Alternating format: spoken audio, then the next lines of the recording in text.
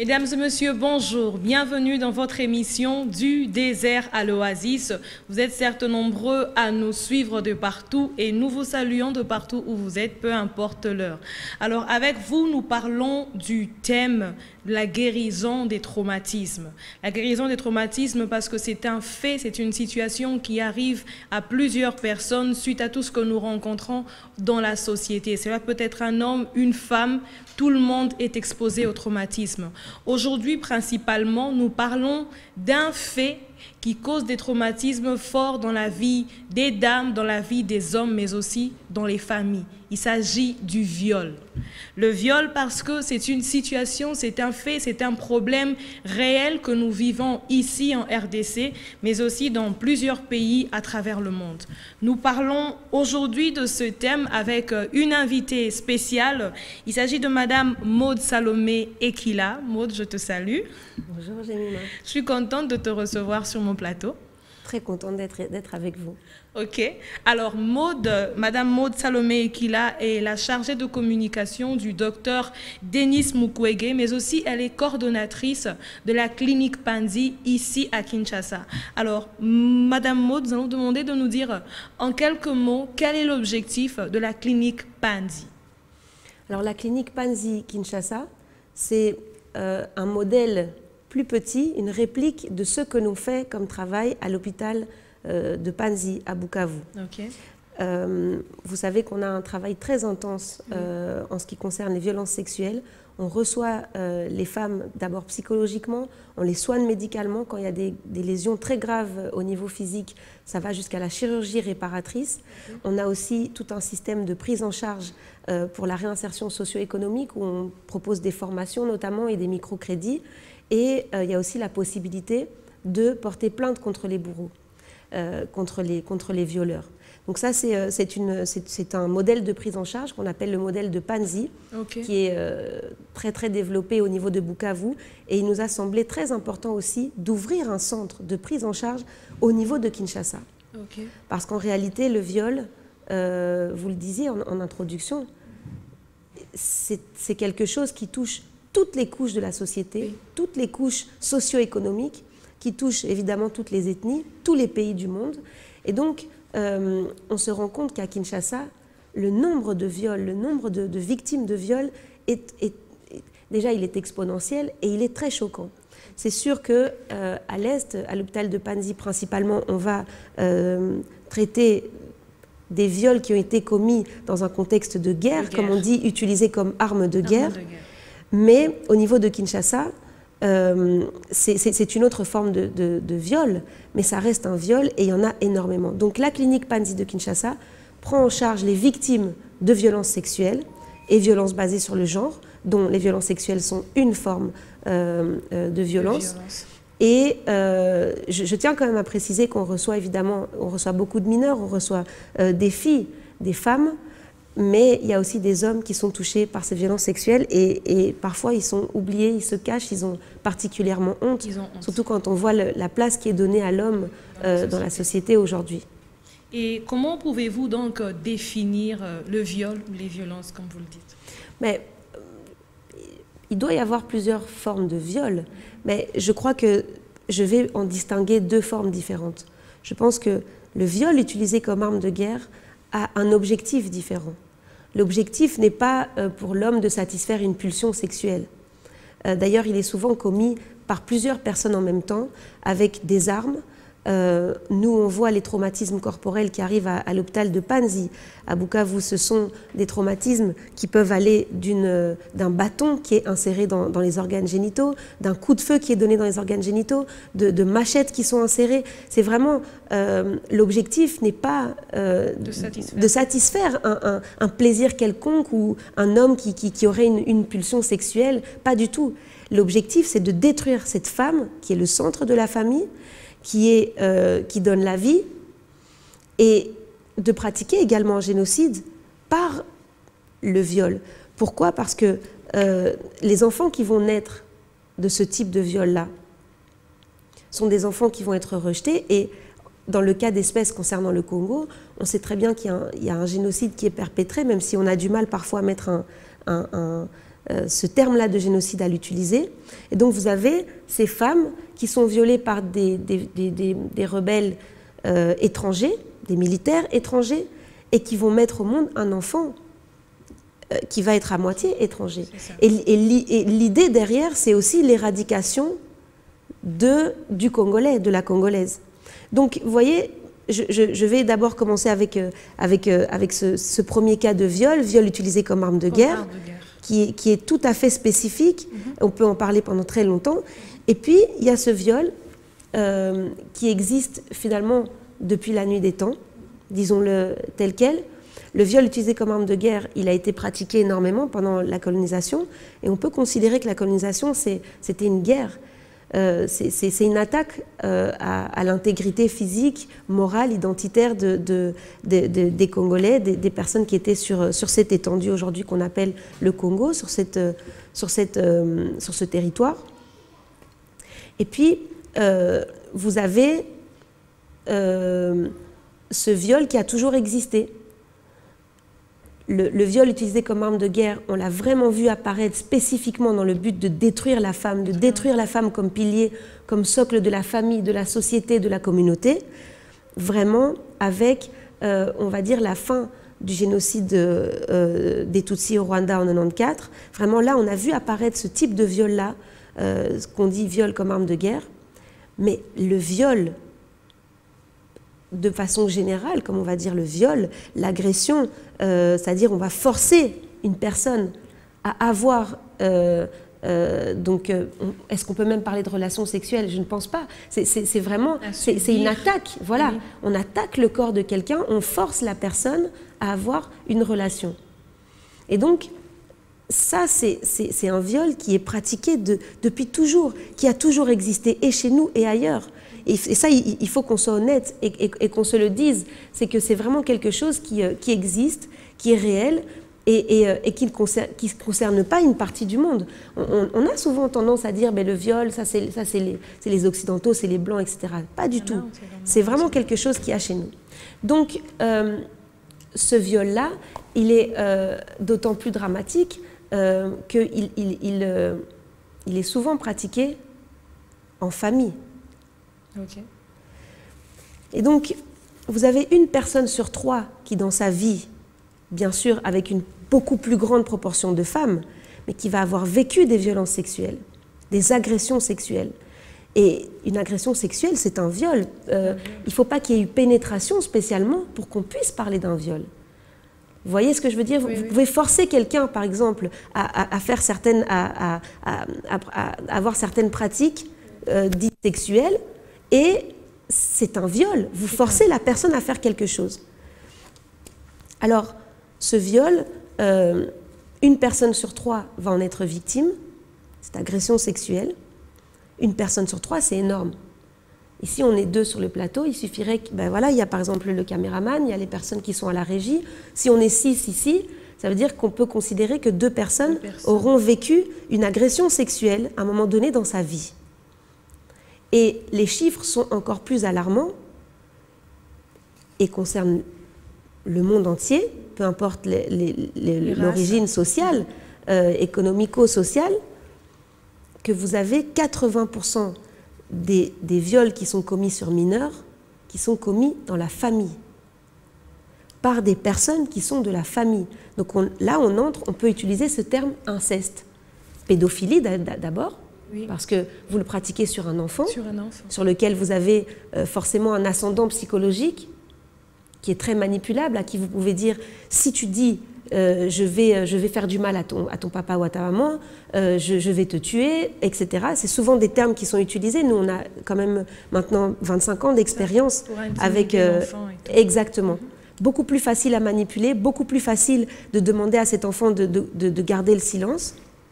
Et donc, 80% de ce viol commis sur un enfant, de ces viols commis sur les enfants, sont pratiqués par quelqu'un de la famille ou de l'entourage proche. Mais vous imaginez ce que ça veut dire? Ça veut dire que finalement, il va falloir qu'on revoie tous notre façon d'écouter les signaux que nous envoie cet enfant, qui ne va peut-être pas utiliser des mots clairs, mais qui va, dans son comportement, va avoir des réactions, va avoir un comportement traumatique que, en tant que parent, il faut lire. Il faut lire, absolument. Donc voilà, avant d'aller plus loin là-dedans, je voudrais distinguer ces deux formes de viol, et je pense que ça va être très important dans cette émission qu'on fasse vraiment un focus particulier sur ce que vivent les enfants. Parce que du coup, un enfant, vous voyez, si vous êtes violé quand vous avez 30 ans, vous avez un traumatisme à partir de ce moment-là, soit vous avez déjà eu des enfants, soit vous n'en avez pas. Et donc il va falloir travailler sur ce traumatisme avant d'enfanter. Oui. Parce que ça, c'est aussi un point qui est extrêmement important, qui est capital, c'est cette notion de transmission traumatique transgénérationnelle. Ça veut dire que le trauma que vous allez avoir, vous allez le transmettre à vos enfants. Les gènes, vos gènes ont une mémoire, une mémoire traumatique. Donc ça veut dire que votre traumatisme, votre histoire est inscrite dans vos gènes. Exact. Et que si vous ne décidez pas de briser le silence, si vous ne décidez pas de travailler là-dessus, si vous ne décidez pas de vous faire suivre, de porter plainte aussi contre votre bourreau, ce qui va aussi permettre de protéger la société, parce que ce bourreau-là, il va sûrement pas agir que sur vous. Mais si vous ne décidez pas de faire ce travail, c'est un travail que vous léguez à votre descendance. Ça peut sauter une génération, 2 générations. Mais ne vous inquiétez pas, ça va arriver. Vous allez avoir un arrière-petit-enfant qui vous a peut-être même pas connu, qui ne connaît rien de votre histoire, qui ne sait même peut-être pas où est-ce que vous avez vécu, parce qu'aujourd'hui, vous pouvez être séparés par une adoption, mais même par la guerre, etc. Il y a des gens qui se sont exilés, qui n'ont plus de contact avec leurs ancêtres ou leurs grands-parents, leurs arrière-grands-parents. Et vous avez un enfant qui développe des comportements étranges. Qu'il ne peut pas expliquer, qui sont tout à fait inconscients et qui sont liés à ce traumatisme. Et je vais vous dire... Exactement. Et je vais vous dire, c'est toujours la même chose. C'est le viol, le meurtre, vous voyez ce traumatisme qui se transmet, le viol, le meurtre, les enfants qui sont nés, on va dire, hors mariage, ou qui n'étaient pas voulus, ou qui ont été cachés. Le père, on lui dit que c'était le père, mais en fait, c'est pas vraiment le père biologique, etc. Ce secret-là, il hante le corps, il hante les gènes, et ça va s'exprimer à un moment donné. Voilà. Ok, Madame Maud. Alors, si je comprends bien, comme vous dites, dans chaque famille ou dans chaque groupe, on compte 1 sur 3. Dans 1 sur 3, il y a au moins une personne qui a subi une agression ou une violence sexuelle. Et vous dites que pour la plupart des fois, c'est dans l'enfance, c'est dans les familles. Et si je comprends, étant donné que la majorité des personnes n'en parlent pas comme ça, donc on peut se dire qu'aujourd'hui, nous sommes remplis autour de nous de ces personnes qui ont eu à subir une agression ou une violence sexuelle dans leur enfance, qui n'ont jamais parlé, et donc qui vivent avec ce traumatisme. Peut-être qu'ils pensent être guéris, mais qu'ils ne le sont pas en réalité. Alors, je ne dis pas que la majorité des violences sexuelles sont commises dans l'enfance. Ce que je dis, c'est que dans les violences sexuelles qui sont commises sur les enfants, 80% sont produites dans la sphère familiale. Et donc, vous avez tout à fait raison de réappuyer là-dessus. Ce silence, il tue. Mais ce silence existe pourquoi? Il existe parce que faites le test autour de vous. C'est un test qui donne la nausée. Votre propre enfant, votre propre nièce aujourd'hui, vient vous dire qu'elle a été victime de quelque chose par tel oncle, par tel frère, etc. Par tel ami, tel voisin. Par tel ami de la famille qui est ami de la famille depuis 30 ans, qui a peut-être aidé à acheter la maison, qui a peut-être financé les études de X, Y ou Z. Vous allez voir la réaction. On va préférer taire. Et ce réflexe-là, de taire les choses, de mettre sous silence et d'obliger du coup une victime à mourir à l'intérieur d'elle-même, ce réflexe-là, c'est le réflexe le plus dramatique qu'on puisse développer et qu'on puisse, et c'est le plus grand tort qu'on puisse causer à sa propre famille. Et ce réflexe-là, je vais vous dire d'où est-ce qu'il nous vient. Il nous vient de la colonisation. Pourquoi? Parce que nous, les sociétés bantoues, qui, je veux le rappeler aussi, étaient à 80% matriarcales, donc ce modèle même de l'homme, père, chef de famille, etc., c'est quelque chose qu'on nous a imposé. Ça ne faisait pas partie de notre identité. Certains peuples pratiquaient ça, dans le respect de la femme, mais la plupart de nos peuples bantous qui peuplent aujourd'hui le territoire qui correspond à la République démocratique du Congo était matriarcal. Et la façon dont on fonctionnait dans nos communautés, parce qu'on n'avait pas des mégalopoles comme aujourd'hui avec des 15 millions d'habitants comme la ville de Kinshasa, dans la communauté, plus ou moins une fois par an, on n'avait pas le calendrier grégorien des Occidentaux, mais plus ou moins une fois par an, la communauté se réunissait sur la place publique. Et à ce moment-là, les bourreaux, les personnes qui avaient des choses à se reprocher, parce qu'attention, on parle du traumatisme de la victime, mais ne vous en faites pas. Le bourreau lui-même, il vit avec ce qu'il a fait. Et parfois, on ne se rend pas compte à quel point le travail qu'il faut faire avec lui est important. Ce bourreau-là doit être soigné. Ou bien alors on décide qu'on le tue, mais je veux dire qu'on le mette en prison. Mais même s'il est mis en prison, il continue à vivre, il continue à exister, il continue à penser, il continue à avoir des pulsions. Pour ceux qui sont pédophiles, parce que la pédophilie, c'est une maladie. Être attiré par un enfant, c'est une maladie. Il n'y a pas d'autre mot pour ça. Et donc, je pense qu'un pédophile, on ne peut pas le soigner, ni avec la prière, ni avec quoi que ce soit. Ce sont des personnes qui sont condamnées et qui sont dangereux pour la société, ce sont des monstres. Mais ce que je voulais dire, c'est que dans cette culture qu'on avait, de pouvoir s'exprimer sur la place publique pour guérir la communauté tout entière, parce que quand vous vivez avec une victime, avec un bourreau, c'est toute la communauté qui en pâtit. Ce bourreau, cette victime, parlait sur la place publique, exprimait ce qu'il s'était passé, donc racontait ce viol qu'elle avait subi, racontait cet enfant qu'elle n'a peut-être pas eu avec le père biologique, son mari ou quoi que ce soit, racontait ce meurtre qu'elle avait commis.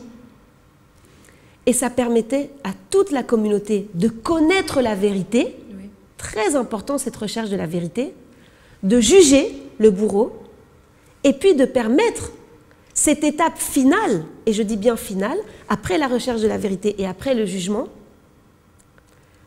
de la réconciliation éventuelle. Et cette réconciliation permettait à la communauté de rester saine mentalement et de continuer à avancer. Avec la colonisation, vous avez ce système patriarcal, et chrétien d'ailleurs, qui demande souvent de se taire, de garder le silence, soi-disant au nom d'une forme de cohésion familiale qui en fait n'a aucun sens, parce que vous n'avez pas de cohésion familiale quand vous êtes dans un secret aussi traumatique. On est sur une émission qui parle des traumas, et c'est très important que les gens se rendent compte que briser le silence, c'est très important. Et je veux faire un appel aux familles. Je sais qu'on touche à la fin de cette émission. Je voudrais faire un appel à toutes ces mamans, à tous ces papas, à tous ces frères et sœurs qui savent qu'il y a quelque chose qui ne va pas, qui à un moment donné voient le signal d'alerte, voient ce signe de leur enfant qui leur dit ça ne va pas, voient ce signe de leur femme, voient ce signe qui leur dit il y a quelque chose qui ne va pas. À ce moment-là, s'il vous plaît, soyez à l'écoute. Montrez votre amour et votre humanité. Votre humanité individuellement, vous allez l'exprimer en aidant les autres, en détectant son mal-être. Oui. Pas en vous disant on va taire cette histoire pour protéger la cohésion familiale. Vous ne protégez rien du tout. Quand il faut, ça va faire péter la famille. Ça, c'est vrai. Il y a de fortes chances qu'il y ait des gros problèmes dans la famille à un moment donné. Et ça s'appelle une transition. Et cette transition, elle est nécessaire pour que votre famille puisse perdurer dans l'amour, dans le véritable amour. Et s'épanouir. Exactement. Sinon, vous allez être bloqué dans votre passé, et quand on est bloqué dans le passé, on ne construit pas le futur. Donc vraiment, je voudrais dire à ces mères qui entendent le cri de leur enfant, qui le perçoivent, ou même qui ne se doutent de rien, mais qui voient cette émission et qui disent « je vais m'asseoir avec mes enfants et je vais me forcer, peut-être me faire violence, à engager, à avoir plus de communication avec mon enfant, savoir ce qu'il vit tous les jours, savoir ce qui le rend triste, savoir ce qui le rend joyeux, comprendre ce qu'il est en train de vivre. Parce que vous ne pouvez pas laisser votre enfant vivre ça ou avoir vécu ça et ne pas l'accompagner dans ce chemin pour se guérir, dans ce chemin pour vaincre ce trauma. C'est capital. C'est vraiment un appel que je fais à toutes les familles. À toutes les familles. Voilà. Alors, grand merci, Madame Maud, pour ces éléments que vous nous apportez. J'ai l'habitude de t'appeler Maud parce qu'on se voit souvent. C'est peut-être les téléspectateurs qui se posent des questions. Alors, moi, je te donne un mot de la fin avant de conclure vraiment avec cette émission. Mais déjà, à tous ceux qui nous suivent, vous retrouvez vos enfants, vous retrouvez vos amis, vos proches au travers de ce que nous sommes en train de dire. N'hésitez pas d'appeler au travers ou d'écrire sur le numéro qui s'affiche au bas de l'écran parce que c'est vraiment saluons le travail que fait la clinique Pandi avec Madame Maud Salomé Ekila et le docteur Denis Mukwege. Alors, Madame Maud, ton mot de la fin. Vraiment, j'encourage tout le monde à téléphoner. J'encourage tout le monde à venir nous voir. On a des équipes qui vont prendre en charge psychologiquement. Peut-être vous n'avez pas de problème gynécologique, vous n'avez pas de problème physique, mais il y a des psychologues cliniciens qui sont là, qui vont vous écouter, qui vont vous aider, peut-être à porter plainte, cette chose que vous n'avez pas osé faire. Et donc, c'est totalement gratuit, cette prise en charge. Donc, c'est important, c'est à disposition. N'hésitez pas parce que ça va vous permettre de vous guérir, de guérir vos proches et de guérir votre descendance. Bien sûr. Merci, merci Madame Maud, merci à vous de nous avoir suivis. Nous allons poursuivre avec ce thème toujours dans l'émission qui va suivre et nous allons prier le Seigneur pour la fin de cette émission. Père, nous te disons merci pour tout ce que nous avons appris aujourd'hui. Nous savons que cela nous a apporté mais a aussi beaucoup apporté à ceux qui nous suivent. Nous te prions, Éternel Dieu, de faire en sorte que ces éléments que nous apportons transforme les vies, transforme les familles et permette à ceux que plusieurs soient guéris de leur traumatisme, sortent de leur silence pour leur bien-être. Bénis chacun de nous, bénis toutes les familles du pays, bénis toutes les familles du monde, dans le nom puissant de Jésus. Amen. Bonne suite de programme sur votre chaîne de télévision Be One et que notre Dieu vous bénisse.